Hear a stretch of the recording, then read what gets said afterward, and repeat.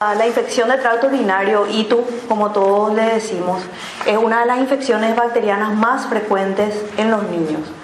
En las niñas, hablando en forma global, en las niñas tiene una prevalencia de aproximadamente 8 a 10% y en los varoncitos del 2 a 3%. O sea, en forma global es mucho más frecuente en las niñas que en los niños. Tal es así que eso depende también de la edad. En los menores de 3 meses, en los varones es mucho más frecuente que en las niñas, pero a medida que el lactante va creciendo y llega al año, esa relación se va invirtiendo y realmente para las niñas ya es mucho más frecuente la ocurrencia de una infección del tracto urinario. La ITU tiene una alta probabilidad de recurrencia, es lo que es mayor al 30%. Por eso es lo que hablamos muchas veces también de las infecciones urinarias recurrentes, que verdaderamente es el problema que puede afectar al niño en su salud futura. Tenemos que recordar que la infección urinaria en su fase aguda no representa mayormente riesgo, tiene una mortalidad muy baja que es menor al 1%, es decir, como cuadro infeccioso infectológico no representa un peligro para el paciente. El peligro que representa la infección urinaria es a largo plazo, porque en eventuales casos esta infección puede ocasionar lesión del parénquima renal, que son las denominadas cicatrices renales, que ya son pequeñas áreas del riñón que ya no funcionan. Eso, a medida que van repitiéndose las infecciones, va progresando ese daño renal y más adelante puede tener un amplio espectro de morbilidades que puede ir desde una pérdida de proteínas por la orina, proteinuria, hipertensión arterial, puede pasar por complicaciones en el embarazo en las mujeres adultas, ¿verdad? Y en las mujeres embarazadas y llegar inclusive hasta el fallo renal crónico. En Paraguay, la insuficiencia renal crónica en niños, aunque no hay muchos datos, no hay datos nacionales, pero hay datos de hospitales aislados.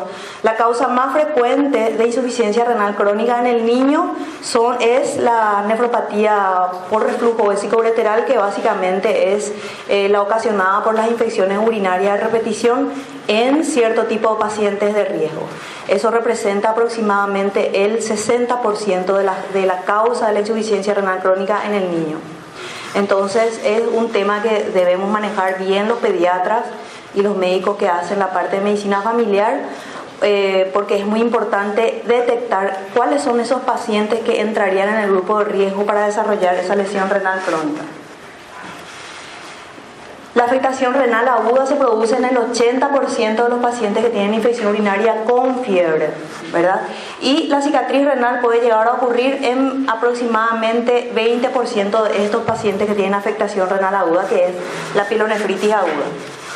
En forma global, 10 a 15% de los pacientes con infección del tracto urinario pueden llegar a desarrollar cicatrices renales. De cada 100 pacientes, 10. O sea, es un número bastante importante. Frecuentemente la infección urinaria está asociada a una anomalía de la vía urinaria, sea esta anatómica o funcional. ¿Cuál es el mecanismo de defensa de la vía urinaria para no infectarse? El único mecanismo de defensa que tiene es el flujo anterógrado de la orina. La orina debe fluir desde el riñón hasta afuera en un solo flujo. Ese es su mecanismo de defensa, ¿verdad? Si este flujo urinario anterógrado está alterado en cualquiera de sus niveles, ya hay una predisposición para padecer infección urinaria. Puede estar alterado desde arriba de la parte renal, de la vía urinaria o en la vejiga, con malformaciones anatómicas o con alteraciones en la función principalmente de la vejiga. La prevalencia del reflujo vesicoureteral, no obstante, es aproximadamente 40% de los pacientes que realizan infección urinaria. Como hablamos antes, los riesgos esencialmente son a largo plazo. Con las cicatrices renales se va produciendo la reducción nefrónica. La unidad funcional del riñón, que es la nefrona, que está compuesta por sus células, no se puede regenerar. Son como las células neurológicas. Una vez que mueren, ya no se regeneran. Es decir, cuando se instala una lesión renal crónica, eso ya no regresa. El paciente que inicia una insuficiencia renal crónica es un paciente que va progresando en su enfermedad renal y nunca regresando. Por eso es importante también, ¿verdad? Como habíamos hablado, las morbilidades incluyen un amplio espectro, desde la proteinuria, hipertensión arterial, complicaciones en el embarazo. Se sabe que hay una altísima relación entre la presencia de hipertensión en el embarazo, preeclampsia y eclampsia con los antecedentes de infección urinaria en la niñez, y las mujeres que tienen cicatrices renales son mucho más propensas a presentar este tipo de complicación. Y el daño renal progresivo, que vendría a ser ya la entidad más grave, ¿verdad?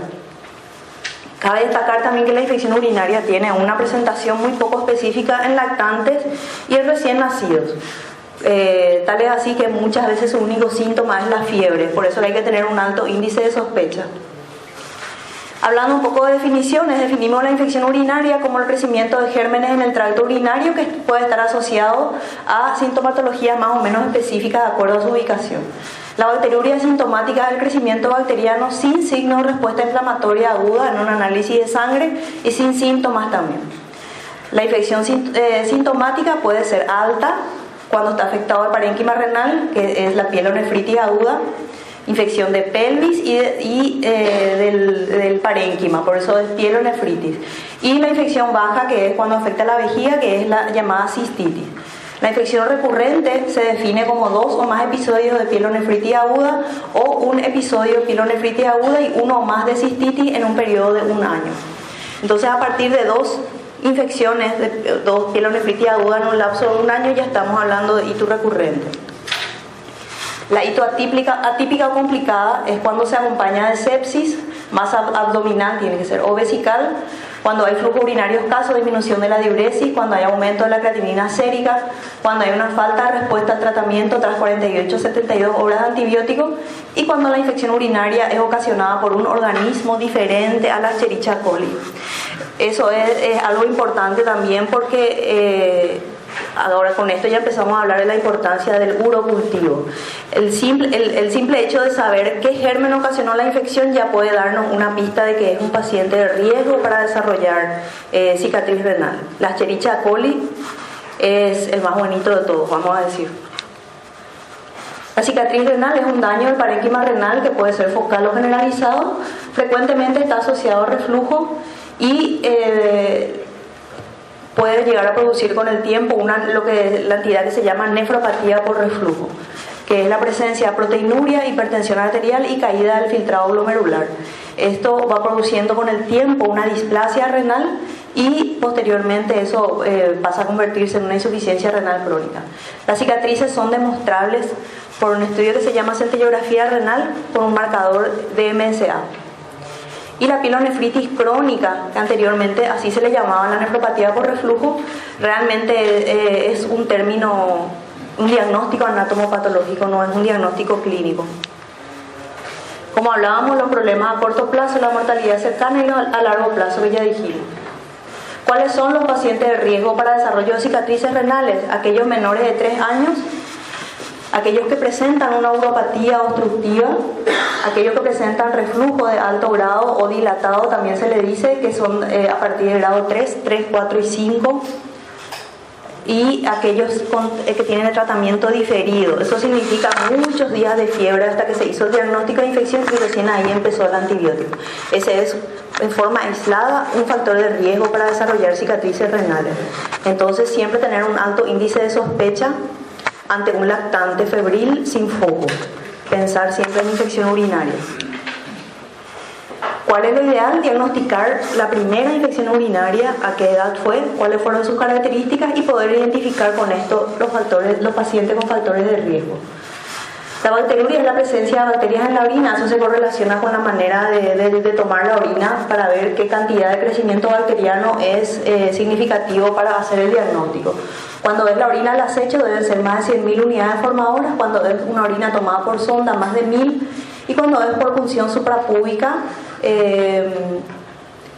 con una sola unidad que crezca ya se considera infectada la orina. La orina es un líquido estéril siempre, ¿verdad? Bueno, la localización de la infección puede ser alta o baja, como decimos. Clínicamente, una manera así grosera de diferenciar la infección urinaria alta es febril, Y la infección urinaria baja no es febril, es más bien presenta más síntomas del tipo miccional. De eso ya hablamos. Este es un cuadro de la frecuencia de la infección urinaria por edad y por sexo. En negrito serían los varoncitos y en blanco serían las nenas. Acá vendría a ser una criatura un mes del nacimiento al mes de vida y acá llega hasta los 24 meses. Entonces vemos como la prevalencia es muy superior en niños pequeñitos y eso va disminuyendo a medida que crecen y va ocurriendo lo contrario con las nenas. A partir de un año se vuelve más frecuente en ellas. La etiología, como hablamos, la Escherichia coli es el productor de infección urinaria hasta el 90% de los casos. Otros gérmenes pueden ser Klebsiella o Proteus. El Proteus crece bastante en varones con cistitis y en pacientes que tienen malformaciones de la vía urinaria o disfunción de la vejiga generalmente o del tracto urinario, ya crecen los otros gérmenes que son pseudomonas, enterococos, Staphylo aureus, Haemophilus influenza, Streptococcus. En los recién nacidos pueden haber infecciones por Staphylococcus coagulasa negativo, en las adolescentes mujeres por Staphylococcus saprophyticus. Y también existe la infección viral por BK y por adenovirus, que generalmente producen cistitis del tipo hemorrágico. No es infrecuente ver en el contexto de un síndrome gripal por adenovirus que posteriormente presentan hematuria a los pacientes y entonces debería ser en este caso una cistitis viral. Y en la ecografía se realiza y se confirma por el engrosamiento de la pared de la vejiga. Entonces, como habíamos hablado, el flujo anterogrado de la orina es un mecanismo de defensa, pero no solamente el flujo, sino el vaciado vesical frecuente. Es un principal mecanismo de defensa. Se conoce que existe también predisposición individual y genética. De hecho, que en los pacientes que tienen antecedentes familiares de reflujo vesicoureteral o de malformaciones de la vía urinaria tienen más probabilidades de tener también reflujo. Tal es así que en algunos protocolos de algunos países incluyen ya en forma rutinaria el estudio de los hermanos de un paciente que tiene reflujo. También ya le van estudiando a los hermanos porque la incidencia aumenta bastante cuando hay antecedentes familiares. Entonces, los factores de riesgo en general para desarrollar infección del tracto urinario son anomalías del tracto que favorezcan el lentecimiento del flujo, que podrían ser el reflujo vesicoureteral dilatado, que sería de 3 para arriba, la fimosis en lactantes varones, la disfunción del tracto urinario inferior, que son todas las alteraciones de la función vesical, el estreñimiento, la instrumentación de la vía quirúrgica, de la vía urinaria también, un simple sondaje vesical también predispone, la vejiga neurogénica y la presencia de litiasis. También se describe un factor protector de la lactancia materna cuando esta se extiende más allá de los 6 meses. Se vio que genera también un efecto protector para el desarrollo de la infección urinaria. El flujo de la orina. El flujo de las bacterias lleva una dirección opuesta al flujo urinario. Entra por el perineo, coloniza la uretra, la vejiga. Si es que queda hasta acá nomás, estamos hablando de una infección urinaria baja que sería una cistitis, que generalmente son itus no febriles. Cuando pasa ya más arriba, coloniza el uréter, la pelvis renal y el riñón, ocasionando una infección urinaria febril o pielonefritis. Y el puente entre esas dos infecciones es el reflujo vesicoureteral, es el que vehiculiza la orina infectada, ¿verdad? ¿Cuáles son las causas de acuerdo a la edad? En el lactante hay madurez vesical, la fimosis, los pañales, defecación frecuente. En el niño existen los trastornos miccionales, la vulvitis a repetición, la constipación, la parasitosis, la higiene, los dos extremos de la higiene excesiva y la falta de higiene. Los dos extremos son perjudiciales. Cuando ya hay una limpieza excesiva, hay mamás que limpian a sus hijas, por ejemplo, con jabón Protex antibacteriano, por ejemplo, ¿verdad? Y eso está mal porque arrasa con la flora normal y todo de esa zona, que ejerce también su factor protector, ¿verdad? Entonces los dos extremos son perjudiciales. Y lo que marca la diferencia entre estas dos etiologías es el control de esfínter, el dejar los pañales. Hay niños que al tener la continencia urinaria se curan de sus infecciones urinarias a repetición. Entonces el tema del pañal es todo un tema.